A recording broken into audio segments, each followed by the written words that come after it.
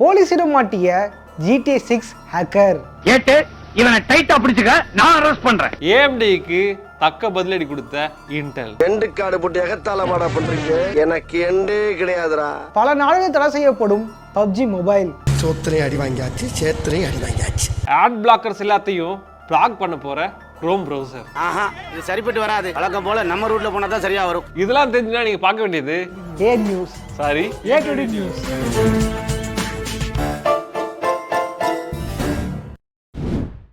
போலீஸில் சிக்கிய GTA 6 hacker.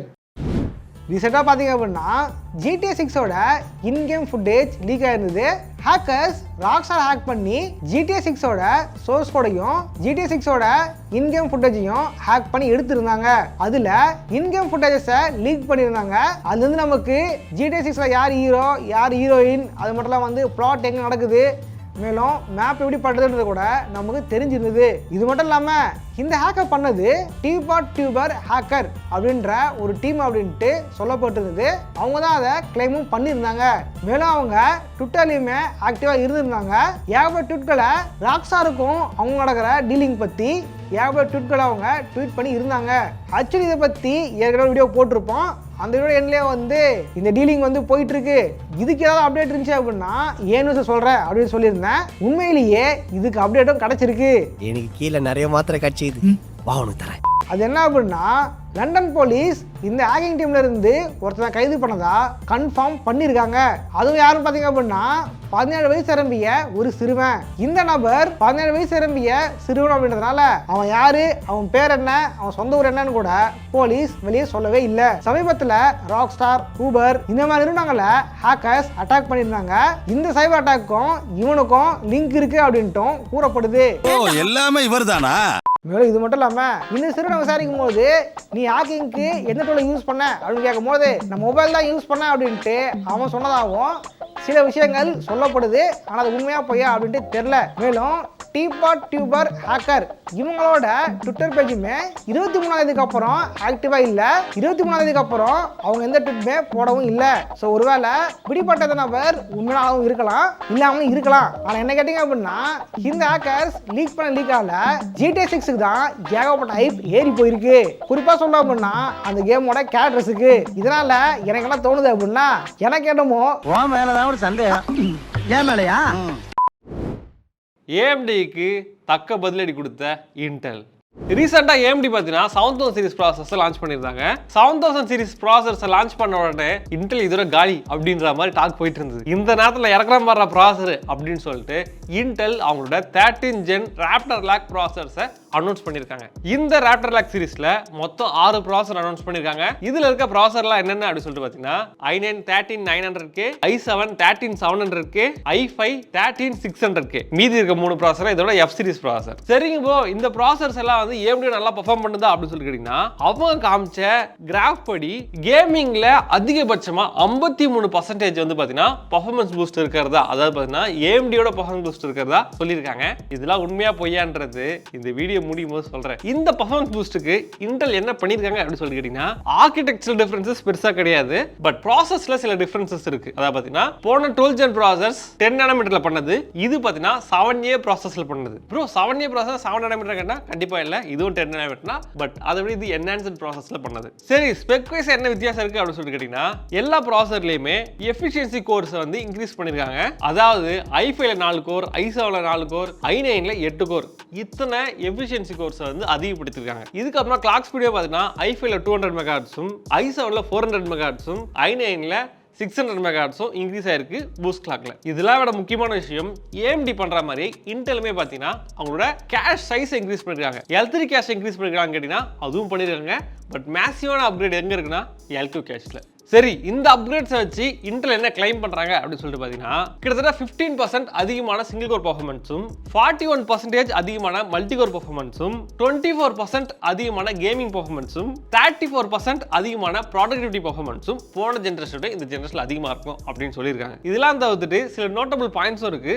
அது என்னன்னா இதுக்கு முன்னாடி தான் AMD ப்ராசஸ் மாதிரியே இந்த process backward compatible, even forward compatible. பழைய மதர் போர்ட்லயும் போட்டுக்கலாம், இதுக்கப்புறம் வரப்போற மதர் போர்ட்ஸ்லயும் போட்டுக்கலாம் AMD மாதிரி.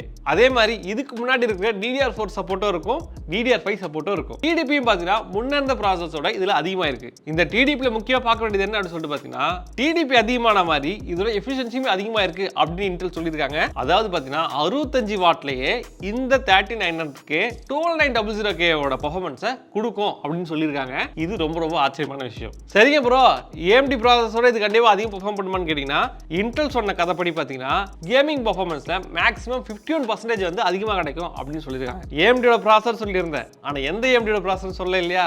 இன்டெல் சொல்றது 5950X. பட் ஆக்சுவலாக இந்த 13 ஜென் ப்ராசஸரோட காம்படிட்டர் 5950X கிடையாது. இப்போ ரிலீஸ் ஆயிருக்க 7000 சீரிஸ் தான். ஸோ அதை பற்றி இன்டெல் பேசவே இல்லை. ஏன் அப்படின்னா இப்போ தான் ரிலீஸ் ஆச்சு இல்லையா? ஸோ கண்டிப்பாக எந்த அளவு பர்ஃபார்மன்ஸ் இருக்குன்னு சொல்லிட்டு இன்டெலுக்கும் தெரியாது, ஈவன் நமக்குமே வந்து பார்த்தீங்கன்னா பெருசாக இன்ன வரைக்கும் தெரியாது. பட் 5950X கம்பேர் பண்ணது மட்டும் இல்லாமல் 5800X 3Dயோட கம்பேர் பண்ணியிருக்காங்க. ஆனால் இன்டெல் காமிச்ச 9 கேம்ஸில் 4 கேம்ஸில் மட்டும்தான் இன்டெலோட 3900K 5800X 3Dயோட நல்லா பர்ஃபார்ம் பண்ணிருக்கு. மீதி இருக்க 5 கேம்ஸ்லையும் 5800X 3யோட கம்மியாகவும் 5800X 3யோட கொஞ்சம் அதிகமாகவும் இல்லைனா ஈக்குவலாகவும் தான் பர்ஃபார்ம் பண்ணியிருக்கு. ஸோ இந்த பர்ஃபார்மன்ஸ் கிளைம்ஸ் அண்ட் மற்ற ஸ்லைட்ஸ் எல்லாமே பார்த்தீங்கன்னா நாம அப்படியே கண்ண முடியும் நம்ப முடியாது. ப்ராசர் வந்ததுக்கப்புறமா அதை பெஞ்ச்மார்க் பண்ணி பார்த்ததுக்கப்புறம் தான் எல்லாத்தையும் சொல்ல முடியும். பட் இதெல்லாம் தவிர்த்துட்டு பொதுவாக AMD ப்ராசர்ஸ் தான் சீப்பாக இருக்கும். Backward compatibility, forward compatibility, mother board, chipset rate இது எல்லாமே ரொம்ப கம்மியாக இருக்கும். பட் இந்த வாட்டி அப்படி ஆப்போசிட்டாக இருக்கு. இன்டெல் தான் பார்த்தீங்கன்னா வேல்யூ ஃபார் மணியாக இருக்கா மாதிரி இந்த ப்ராசரோட பிரைஸை பற்றி நமக்கு தோணுது. ஏன்னா இந்த ப்ராசரோட பிரைஸ் எல்லாமே ரொம்பவே கம்மி. அது மட்டும் இல்லாமல் DDR4 சப்போர்ட் பண்ணும், பழைய மதர் போர்டு யூஸ் பண்ணிக்கலாம். இந்த மாதிரி நிறைய விஷயங்கள் வந்து இதில் இருக்கு. பட் AMDல அப்படி கிடையாது. ஏன்னா AMDயோட 7000 சீரிஸ் மொத்தமாக புதுசு. பல நாடுகளில் தடை செய்யப்படும் PUBG மொபைல். PUBG மொபைல் பார்த்தீங்க அப்படின்னா சில ஆண்டுகளுக்கு முன்னாடி இந்தியாவில் தடை செஞ்சிருந்தாங்க. அதன் பிறகு சில சேஞ்சஸை பண்ணி பட்டிட்டிங்கெல்லாம் பார்த்து BGMI அப்படின்ற பேரில் மறுபடியுமே லான்ச் பண்ணியிருந்தாங்க. ஆனால் இந்த தடவையும் நீ என்னதான் சேஞ்ச் பண்ணாலும் சரி பேன் தானே அப்படின்ட்டு BGMIயுமே கவர்மெண்ட் பேன் பண்ணியிருந்தது. ஆக்சுவலி சொன்னா அப்படின்னா PUBG மொபைல் இந்தியாவில் மட்டும் இல்லாமல் பாகிஸ்தான், பங்களாதேஷ் இந்த மாதிரி நாடுகளையுமே தடை செஞ்சிருந்தாங்க. இப்போ ரீசெண்டாக பார்த்தீங்க அப்படின்னா ஆப்கானிஸ்தான்லையுமே PUBG மொபைலை தடை பண்ணியிருக்காங்க. ஆப்கானிஸ்தானில் தாலிபான் அரசேற்றதுக்கு அப்புறம் பல சேஞ்சஸ் பண்ணிட்டு இருக்காங்க. இது நமக்கு முக்கியமான சேஞ்சஸ் பாத்தீங்க அப்படின்னா இந்த PUBG பேன் பண்ணது தான். PUBG மொபைல இவங்க பேன் பண்ணதுக்கு காரணமா சொல்லப்படுறது என்ன அப்படின்னு பாத்தீங்க அப்படின்னா PUBG மொபைலுக்குள்ள இருக்கிற வைலன்ஸ் தான். ஏமா சார் நீ தான் பேசுறியா? ஆக்சுவலி பாத்தீங்க அப்படின்னா PUBG மொபைல்ல எவ்வளோ வைலன்ஸ் இருக்கு, இதனால சின்ன பசங்க கெட்டு போயிடுவாங்க. ஸோ அந்த ஒரு காலத்தால வந்து இதை பேன் பண்றோம் அப்படின்ட்டு தாலிபான்கள் கட்டுப்பாடுல இருக்கிற ஆப்கானிஸ்தான் கவர்மெண்ட் அனௌன்ஸ்மெண்ட் கொடுத்துருக்கு. ஆக்சுவலி வந்து இதுக்கு என்ன சொல்றது அப்படின்ட்டு தெரியல. உங்களுக்கு என்ன தோணுது அப்படின்றத வந்து கமெண்ட் பண்ணுங்க. இது மட்டும் இல்லாம PUBG ஃபேன்ஸ் பார்த்தீங்க அப்படின்னா கமெண்ட் பாக்ஸ்ல வந்து ஒப்பாரி வைங்க. ஆட் பிளாக்கரையே பிளாக் செய்யும் குரோம் ப்ரௌசர். பொதுவாக நம்ம எல்லாரும் பார்த்தீங்கன்னா நம்மளோட டெஸ்க்டாப் ப்ரௌசர்ஸில் ஆட் பிளாக்கர்ஸை இன்ஸ்டால் பண்ணி வச்சிருப்போம். ஆட் பிளாக்கர்ஸ்னா என்ன? அது ஒரு எக்ஸ்டென்ஷன். பட் குரோமோட நெக்ஸ்ட் மேனிஃபெஸ்டில் பார்த்தீங்கன்னா ஆட் பிளாக்கர்ஸே பிளாக் பண்ண போறதா அண்ட் அதோட சப்போர்ட்ஸ் எல்லாத்தையும் கட் பண்ண போறதா சில நியூஸ்கள் வந்துகிட்டு இருக்கு. அந்த மேனிஃபெஸ்ட் வந்து உண்மையா இருந்ததுன்னா அதை வந்து அப்ளை பண்ணதுக்கு அப்புறமா ஆட் பிளாக்கர்ஸோட எஃபிஷியன்சி ரொம்ப கம்மியாகிறதுக்கு வாய்ப்பு இருக்கு. ஈவன் ஆட் பிளாக்கர்ஸே சரியா ஒர்க் ஆக போறதுக்கும் வாய்ப்பு இருக்கு. ஸோ இந்த மாதிரி விஷயத்த குரோம் ப்ரௌசர் வந்து பண்ண போறதா சில வதந்திகள்ல சில நியூஸ்கள் வந்துட்டு இருக்கு. இது உண்மையா இருந்துச்சுன்னா எல்லாரும் குரோம் ப்ரௌசர்ல இருந்து மோசிலா ஃபயர்ஃபாக்ஸ்க்கும் ஓப்பரா மினிக்கும் போயிடுவாங்கன்னு நினைக்கிறேன். நானும் கண்டிப்பா அப்படி போயிடுவேன். பட் ஈவன் குரோம் ப்ரௌசர்ல இந்த மாதிரி ஆட் பிளாக்கர்ஸை பிளாக் பண்ணாலும் கூட நெட்வொர்க் லெவல் ஆட் பிளாக்கர்ஸை வந்து நம்ம யூஸ் பண்ணிக்கலாம். அதாவது உங்க வீடு இருக்குன்னா உங்க வீட்டில் இருக்கிற நெட்வொர்க் யாருக்குமே வந்து எந்த ஒரு ஆடும் வராத மாதிரி சில விஷயங்கள் பண்ண முடியும். அது எப்படின்னா domain level ad blockers use பண்ணி. பட் இதுக்கு பார்த்தீங்கன்னா டெடிகேட்டா ஒரு சர்வர் நம்ம வீட்டில் வைக்கணும். சின்னதா சின்ன பிசியா இருந்தாலும் ஈவன் IoT டிவைஸா இருந்தாலும் ராஸ்பெரி பை அந்த மாதிரி விஷயங்கள் இருந்தாலும் பண்ணலாம். பட் அதெல்லாம் எப்படி பண்றது அடுத்த வீடியோ வந்துட்டு இருக்கு நம்ம சேனல்ல. சப்ஸ்கிரைப் பண்ணிட்டு வெயிட் பண்ணுங்க. அண்ட் இந்த மாதிரி குரோம் வந்து இந்த ஆட் பிளாக்கரை பிளாக் பண்ணாங்கன்னா குரோம் நீங்க யூஸ் பண்ணீங்களா இல்லையான்றதையும் கமெண்ட்ல போடுங்க. ஆல்ரெடி உங்க மேல செக்யூரிட்டி ப்ராப்ளம்ஸ்லாம் இருக்கு. இதுல ஆட் பிளாக்கரை பிளாக் பண்ணியா நீ? மரியாதையா இருந்துக்க. விட்ட இடத்தை பிடித்த சைபர் பங்க் 2077. சைபர் பங்க் 2077 பார்த்தீங்க அப்படின்னா 2020 டிசம்பர் ரிலீஸ் ஆயிருது. அந்த டைம் இந்த கேமுக்குள்ள எவ்வளோ பக்ஸ் அண்ட் கிளிச்சஸ் இருந்தனால அந்த கேமுக்கு ஏகப்பட்ட நெகட்டிவ் ரிவ்யூஸ் தான் கிடைச்சிருந்தது. பல பேர் அந்த கேமை கழுவி ஊத்திருந்தாங்க. ஊத்திட்டு கீழே விடா.